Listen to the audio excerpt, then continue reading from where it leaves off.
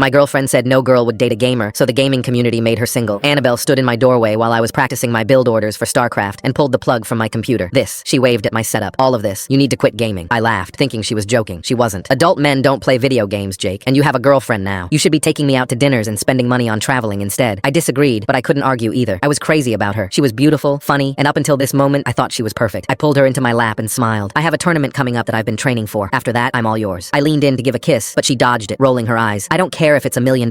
It's pathetic, she said in a cold voice. If you loved me, you'd stop playing. I stared at her dumbfounded. You're not serious, I said. Delete everything or I'm done. You have 24 hours, and trust me, you don't want to choose wrong, she threatened and walked out. I'll compromise, I told her over dinner at the expensive sushi place she loved. 10 to midnight only. 2 hours. After the tournament in 3 weeks, we can talk about me quitting completely. She stabbed at her salmon roll. 2 hours every night is 14 hours a week you're ignoring me. Babe, I said gently. You're literally just scrolling on your phone during that time. Look, I'll take you anywhere you want. More dinners like this, weekend trips, whatever you want. Just give me 2 hours to practice. Her eyes lit up at my offer. Fine, but I'm keeping track. And if you play 1 minute past midnight, we're done. For about a week, she seemed satisfied. I took her to fancy restaurants twice a week, brunches every weekend. That trip to Nepal she'd been hinting about, booked it. Her friend's birthday party where I knew nobody, I was there, making small talk about zodiac signs and things I didn't really care about. I responded to every text within minutes, watched her reality shows without complaint, posted couple photos twice a day, but I felt something shifting. She started making snide comments about my gaming again. She'd spam my phone during practices saying, sorry, I'm not as important as your little game. It was exhausting, but all I could think about was my tournament in 2 weeks. But my girlfriend wasn't planning on making it easy. When Annabelle realized I wouldn't stop my 2-hour gaming sessions, she started involving our family, telling my parents she felt like she was competing with a computer. My own mother pulled me aside to ask if I needed help for my gaming addiction. Then she went public. She posted a thirst trap on Instagram showing her in black lingerie on our bed, with me gaming in the background with a poll in front asking, what would you choose, me or gaming? All her friends trashed me in the comments, and as if it wasn't enough, she became violent, spilling wine on my keyboard, unplugging my router during ranked matches to charge her phone, cutting cables, even deleting save files from my console games when I was working from the office. At a local gaming meetup, I vented to a stream about my tanking rank and missing equipment. Dude, think about it. If you had a friend in this situation, what would you tell them? Run, I said with a tired sigh. So? And that struck me hard. Smash. I woke up to the sound of my keyboard shattering against the wall in my gaming room. I rushed out of bed to find the keyboard split in half, still in Annabelle's hand while she smiled. Whoops, no tournament for you? Now you can spend the day with me? That was all I needed to hear. We're over. Get out, I told her. Her face went from shock to rage. Are you serious? You'll never find a girl like me. Honestly, I hope not. I grabbed my bag and left. At the venue, word got out about what happened. Gamers I'd never met started offering their equipment. One guy from the enemy team even handed me his lucky mouse, patting my back. Hang tight, brother. Another lent me his keyboard. Someone else had an extra headset. And all this reminded me just how much I loved the gaming community. I felt myself getting emotional, fighting back tears as I thanked each person. But as I was setting up for the first match, my now ex-girlfriend infiltrated the crowd and tried to hop onto the stage yelling, you better stop right now or you'll really lose me. Security tried to escort her out, but she kept coming back. But it didn't matter. I was going to win this. I stood there on stage with the trophy and a $25,000 check several hours later, and my ex became a toxic meme.